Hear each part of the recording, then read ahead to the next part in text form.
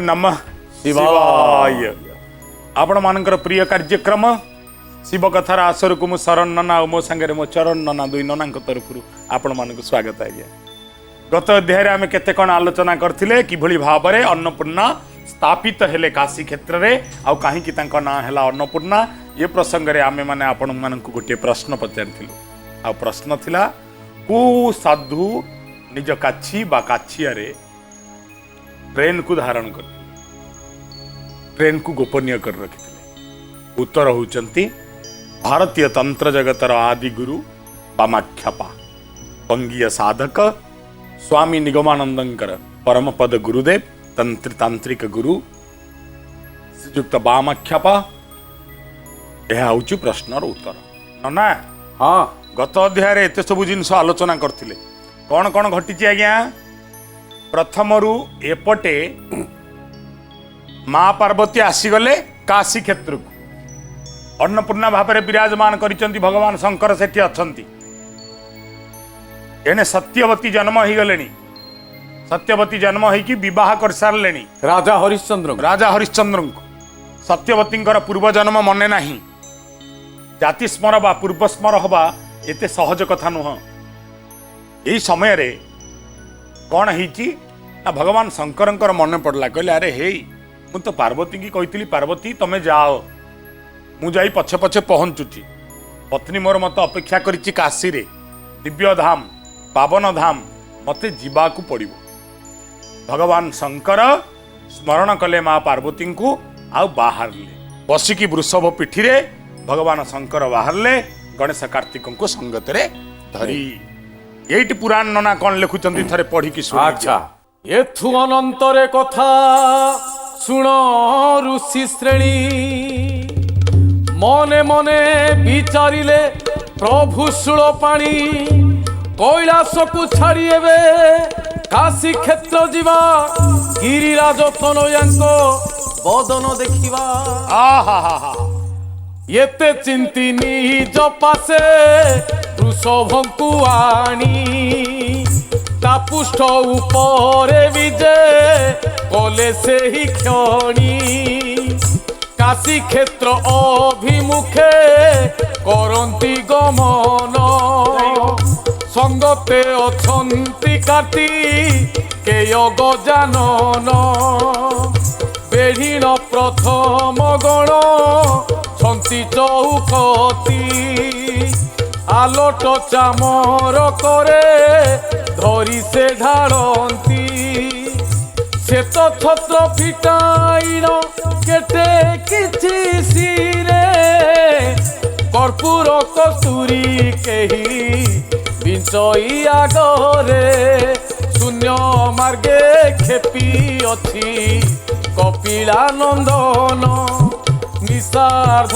समये प्रभु करंती गमन अयोध्या सड़खे चली जाती विश्वनाथ सेही ठारे कले भूत लकु दृष्टिपात सौध उपरे सोई सन्ति सत्यवती आहा चारिआडे प्रसरुछि तांको अंग ज्योति नाना रत्न अलंकार अंगे आभरण भाले शोभा पाउअछि तृतीय नयन।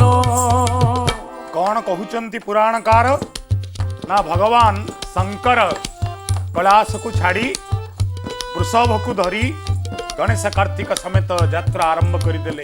कोठी की यात्रा ना काशी क्षेत्र जीवा बेले जेतबळे अयोध्या नगर को अतिक्रम करुचंती देखिले सौध उपरे कई जने रूपमती नारी शयन करी। अरे किए ही पारे एते सुंदरी नारी पवन रे जहाँ देहर महक आसुची ये किए कहीं कौन एते रूपमती ही पारे। भगवान शंकर जानिबा को चाहिए आउ टिके ध्यानस्थ हो गले किए जानिबा पाई। कहले अरे किए चरित्र पुराणा संपर्क पूर्व जन्मर संपर्क माँ पार्वती देले अभिशाप रति आशा करथिले सत्यवती भगवान शंकर ठारू जेतबळे से जाया नाम थिले भगवान कहले ओहो ये ताल आउ के नुह ये हूँ से जाया तापर कौन कहूँ शास्त्र मस्तक उपरे सुवासित पुष्प गभा सर बिंदु निंदु अच्छी श्रीमुखर शोभा पल्यंक उपरे शोईछंती सत्यवती तांकु देखी मने विचारिले पशुपति आहा सर्वज्ञ पुरुष से दे सकल चरित आहा जानी पारी हृदय रे भाविले मंत भगवान शंकर दयामय कहला रे हे ये तो सत्यवती सर्वज्ञ भगवान कहले विचारी आ भितर गोटे जन्म बीती गलानी सत्यवती भूमि रे जन्म है भूमारु आसी भूमि रे जन्म है क्रमशः युवती है विवाह करी राजा हरिश्चंद्रंकर घरणी साजी सारला विचारी ना से दिन कैलाश रे मोर स्पर्श पाइला आसिला मध्यपुर को भूमि को मर्त्य को एठी मध्य राजा हरिश्चंद्र को स्पर्श करि पारि ना ये कथा भाबी दया आसीगला भगवान शंकरंकर दयार्द्र नेत्र आउ थे चाहिए कहले ये सही सत्यवती तो ये सही जाया तो जाक मो पत्नी अभिशाप देइथिला ये सही जया सर्वज्ञ पुरुष से जे सकल चरित जानी पारी हृदय रे भाविले मंत पार्वती देवी सखी जया अटे एही एठारे रहिछि एबे सत्यवती होई पूर्वे जेणु आंभ प्रति बळाइला चित तेणु साप पाई हेला नारी जन्मे जात गौरी सापे राजपत्नी होई अच्छी जया नृपति छुईब काहू यार निज काया रूप देखी निकट को न पारई जाई तेणु एका होई जया एथि अछि सोई एही रूपे पूर्व कथा करिण विचार अनुग्रह कले तांकु शशांक शेखर सत्यवती ठारे बळी चांते निज मन वृषभहु परुनाथ हेले अंतर्दान तेनि पुत्र सहित रे न जाहंती केही समस्तंकु छाड़ी प्रभु प्रवेशिले तही पुणी मन मध्य शिव करंती विचार ए पूर्व काल रे थिला कैलास मंदिर प्रति इच्छा करी आंभ ठारे देही मन हृदय पांचिला रमी विमुत्री लोचन ता जानी पार्वती देवी कोपे देले साप बोइले जया तुअर जिलु महापाप कैलास भुवने मते कहिछंती हर एक पत्नी व्रत जान होइला मोहर ताहा जानी सुनी इछिलु तुसुळ पानी रति इच्छा कलु सबु कथा जानी जानी भगवान शंकरंकर दया आसीगला करुणा आसीगला कृपा करने को इच्छा हला कहले विचारी छोटिया त्रुटिटीए पाई जीवन जाक केते कष्ट पाइलानी हाँ गोटे जन्म कैलाश रे न रहिकी रहिला आसी भूमि रे नना ओ जोठी दंड थाई हाँ। सेठी पुणी क्षमा भी था क्षमा थाए दंडिवा शक्ति जार थाई से पुणी क्षमा आचरई। आचरई।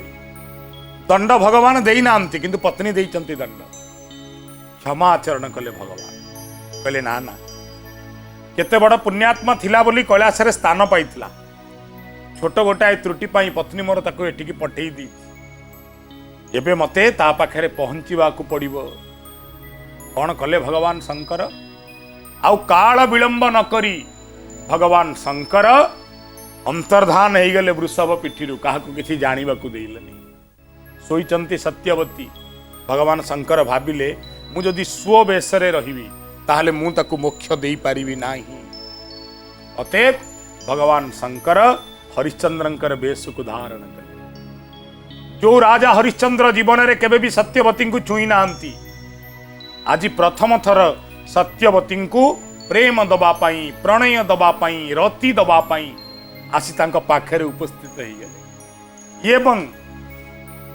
हरिश्चंद्र रूप रे रमण कले रतिंक एवं हरिश्चंद्र रूप रे शारीरिक सानिध्यता देले काहाकू ना सत्यवती को शारीरिक सानिध्यता दे सारिबा परे भगवान शंकर भावुचंती जे मु एहांकु मध्य मुख्य प्रदान करिबा उचित संगे संगे निजर रूप न बदल कहते सत्यवती तमे मो सहित निबिड़ संपर्क रक्षा कल तमे जान कि मु किए सत्यवती कहले तमे होच मोर अभिमानी स्वामी जे मते विवाह करिकी एठिकी नहीं आसी अथच मते केबे शारीरिक सानिध्यता देई नहीं कि मते स्पर्श भी करिनी भगवान शंकर कहले नहीं मु किए जानिबा आगुरु तमे आगे तम पूर्व जन्म जान ना मो पूर्व जन्म कौन ना पूर्व जन्म रे तुम नाम जया थिला जया नामक सखी है पार्वती तमे मोर शारीरिक सानिध्यता पाइबाकू चाहिल ये पापर परिणाम स्वरूप माँ भगवती कृपामयी पार्वती तुमको मर्त्य प्रेरण कले आई मर्त्य प्रेरण हबारे एते जुग बीती गलानी तमे छोटिया आत्मा नुह तमे कैलासर आत्मा एबे सत्यवती गोटे पर गोटे सब मन पड़गला प्रभु स्मरण हो गला मोर हे मोर स्वामी एडे बड़ साधक तमे एडे बड़ जोगी तमे साधारण व्यक्ति को ता पूर्व जन्म भी स्मरण करे दे पार हेले मते कहंतु स्वामी यदि आपण मो पूर्व जन्म जानी पारुचंती ताहाले मते कहंतु मते एठिरु केमिति मुक्ति मिलिबो मु पुणी भगवान शंकर सानिध्यता चाहे माँ पार्वती प्रेम अनुराग आउ श्रद्धा चाहे ये शुणु शुणु भगवान शंकर निजर बेश बदल देले अपूर्व शंकर रूप रे पाद धरिकी पड़गले सत्यवती कहले प्रभु रक्षा कर रक्षा कर रक्षा कर ना हे सत्यवती तमर जो दुई संतान जन्म हेबे आमर ए शारीरिक सानिध्यतारू ए संतान दुहे मो पाई समर्पित हेबे आउ खूब शीघ्र तमर लग्न आसीबो जीवा पाई कैलास एतिकी कही देई उभान हो गले भगवान शंकर कांदुचंती सत्यवती हे स्वामी हे स्वामी हे स्वामी तमे कुआडे गल किंतु केही मध्य नाहंती आउ डाक काहाकु शुभु नहीं एही समय रे पुराण कौन कहूची नना टिके कही कि सुनै दियो बोलंती कुआडे गल हे प्राण बल्लभ तुम्भो नाम गोटी परा अटे सदा शिव कैलासपुर को मते संगे नियो स्वामी न छाड़ो अनाथ करी हे अंतर्जामी पार्वती पापरु प्रभो कर मते पारी नमस्ते नमस्ते सदानंद त्रिपुरारी हे मंत्रोदन करी लोडू चौकती बोइले प्राणनाथ दियो दिव्य गति नना ओ आगे सांगे कहले कौन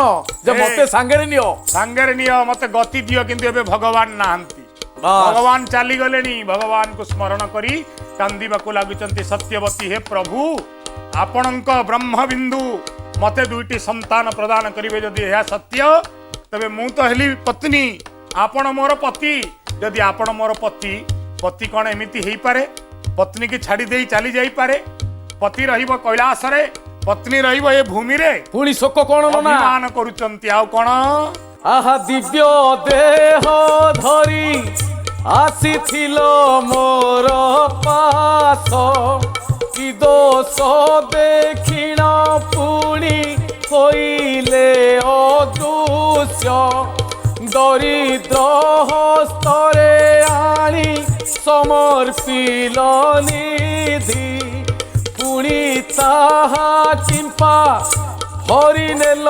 कृपानिधि प्रेम सुधा चखाइन होइल अंतर मते बुड़ाइन गल काम पारावार ए मन्ते बहु विलाप कले सत्यवती कहीं परे जहा हेला सुनो से भारती विकल रे कांदू कांदू राति हेला शेष पूर्व दिगे परकाश होइले दिने ଛାୟାରେ ମୋହିଲେ ଶିବ ସତ୍ୟବତୀ ମନ ତେଣୁ ସେ ଭାବିଲେ ଦେଖିଲି କି ମୁଁ ସ୍ୱପ୍ନ ଏମନ୍ତ ବିଚାରି ମନେ ଧର୍ମ କେତୁ ସୁତ ମନରୁ ଛାଡ଼ିଲେ ରଜନୀର ହେବା କଥା। ସତ୍ୟବତୀ ଝୁରୁଛନ୍ତି ଭଗବାନ ଶଙ୍କରଙ୍କୁ ଛାଡ଼ି ଚାଲିଗଲେ ବୋଲି ସ୍ମରଣ କରୁଛନ୍ତି। ଏହି ସମୟରେ ଭଗବାନ ଶଙ୍କର ଏମିତି ମାୟା କରିଦେଲେ ସତ୍ୟବତୀ ରାତିର ସ୍ୱପ୍ନକୁ ଭୁଲି ଯିବା ପରି ଘଟିଥିବା କଥା ସବୁ ଭୁଲିଗଲେ। ସତ୍ୟବତୀଙ୍କର ସବୁ କିଛି ବିସ୍ମରଣ ଘଟିଲା। ସତ୍ୟବତୀଙ୍କୁ ଲାଗିଲା ନାଇଁ ନାଇଁ ଏ ସବୁ ସତ୍ୟରେ ହେଇନଥିବ, ମିଛ ମତେ ଲାଗୁଛି ଏ ସବୁ କୋଉଠି ନା କୋଉଠି ସ୍ୱପ୍ନ ମାଧ୍ୟମରେ ହେଇଛି। ଆଉ ତାପରେ କଣ ନନା ଆରେ ଏମନ୍ତ ବିଚାରି ମନେ ଧର୍ମ କେତୁ ସୁତା ମନରୁ ଛାଡ଼ିଲେ ରଜନୀର ହେବା କଥା।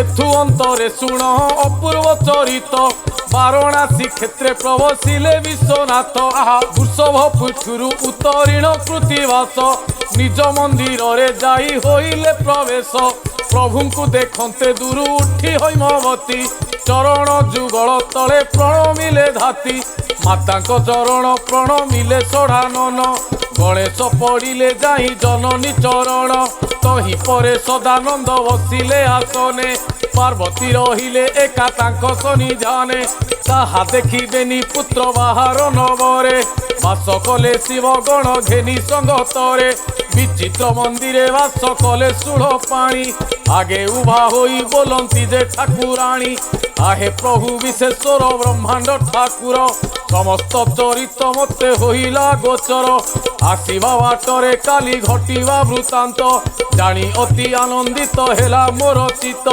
मुही एका दया अटे आन नाही एथे से मते से बिछि पिला दिनरु संतते तप कला काले मोर संगे थिला जया मुतुले अनेक कष्ट सहिछि ताकाया।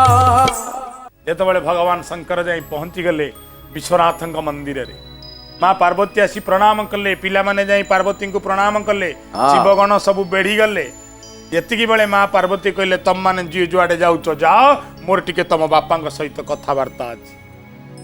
वृषभ चली गला गणेश कार्तिक चली गले एबे स्वामी स्त्री गोपनीय भाव में कथा माँ पार्वती हठात आरंभ कले भगवान शंकर आपण मते किछि लुचौचंती। भगवान शंकर नीरव मुहरे केवल स्मित हास्य। माँ पार्वती पुणी पचारे आपण मते जहा लुचुचंती जो कथा को आपण गोपनीय रखिचंती मते मध्य सेई कथा जणा एवं ए घटना रे मध्य मु अत्यंत आनंदित ना काई ना केवल क्रोध पाई मु ताकु अभिशाप देइथिली एवं एबे मु अनुभव करूची जेतबेले मु तपस्या करी तपचारिणी भाव रे तुमको प्राप्त कली मो सहित मध्य जया तपस्या करिथिला एवं मो तपस्यार जो फल जया तार अर्धेक फल तो पाइब। अतएव आपण जहा करिचंती हे भगवान शंकर मु जानिची आपण दयालु आपण कहा सहित अन्याय करिवेनी।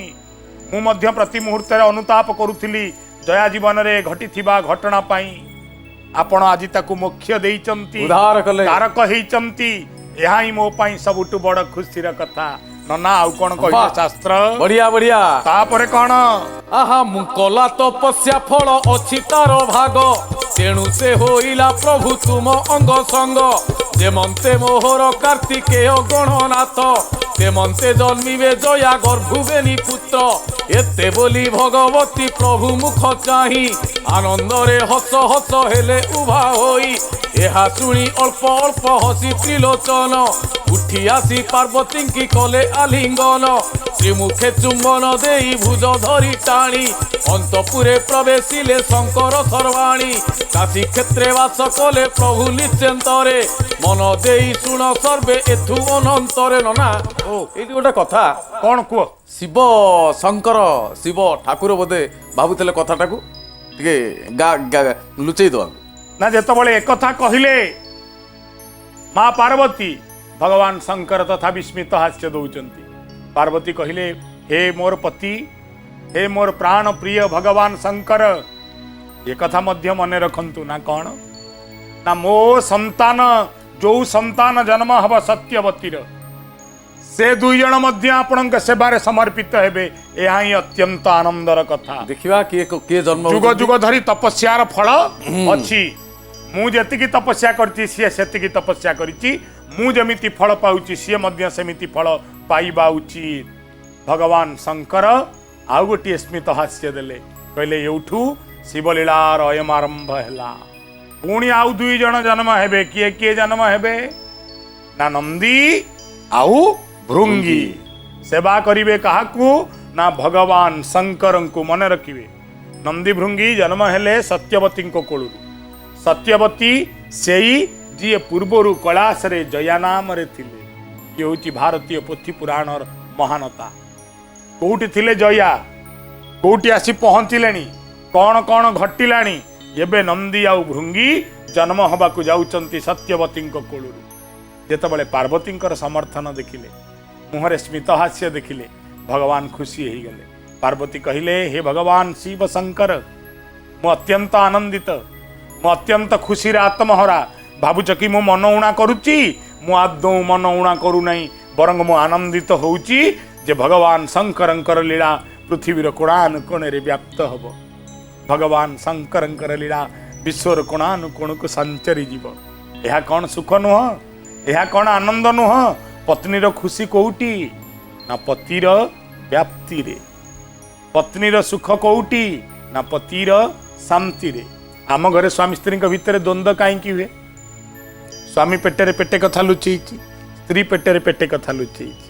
କେହି କାହାକୁ ସବୁ କଥା ଖୋଲିକି କହିବେ ନାହିଁ। ଫଳରେ ପରସ୍ପର ଭିତରେ ଦ୍ୱେଷ ବଢ଼େ, ବିଦ୍ୱେଷ ବଢ଼େ। ଭଲ ସ୍ୱାମୀ ସ୍ତ୍ରୀ ଭଲ ବନ୍ଧୁ। ଭଲ ସ୍ୱାମୀ ସ୍ତ୍ରୀ କିରଣୀର ସମ୍ପର୍କ ପରି ନିବିଡ଼ତା ଭିତରେ ବନ୍ଧା। ବୁଝିଲ ନା? ହଁ। ଭଲ ସ୍ୱାମୀ ସ୍ତ୍ରୀଙ୍କ ଭିତରେ ସମ୍ପର୍କ ଯେମିତି ନିବିଡ଼ ହୁଏ। ଆଜ୍ଞା, ଆପଣମାନଙ୍କୁ ଆଜିର ଗୋଟିଏ ପ୍ରଶ୍ନ। ହଁ ରହ ନନା, ମୁଁ କ୍ୱେଶ୍ଚିନ୍ କରିବି। କ'ଣ କରିବ କୋଶ୍ଚିନ୍? ହଁ, ଛାଡ଼ିଦେବି। ନାଇଁ କର। ପୂର୍ବ ଜନ୍ମର ଜୟାବତୀଙ୍କୁ ଦର୍ଶନ କରିବା ପାଇଁ ଶିବ ଶଙ୍କର କାହା ରୂପ ନେଇକରି ଯାଇଥିଲେ? ବଢିଆ ପ୍ରଶ୍ନ ଆଜ୍ଞା। ଭଗବାନ ଶିବ ଶଙ୍କର ସତ୍ୟବତୀଙ୍କ ନିକଟକୁ, ହରିଶ୍ଚନ୍ଦ୍ରଙ୍କର ପତ୍ନୀ ସତ୍ୟବତୀଙ୍କ ନିକଟକୁ ସତ୍ୟବତୀ ହଉ ବା ଜୟା ଜୟା ହୁଅନ୍ତୁ, କୋଉ ରୂପ ଧାରଣ କରି ଯାଇଥିଲେ? ଏ ପ୍ରଶ୍ନର ଉତ୍ତର ଭାବନ୍ତୁ। ଦି ନନାଙ୍କୁ ବିଦାୟ ଦିଅନ୍ତୁ। ଓମ୍ ନମଃ ଶିବାୟ।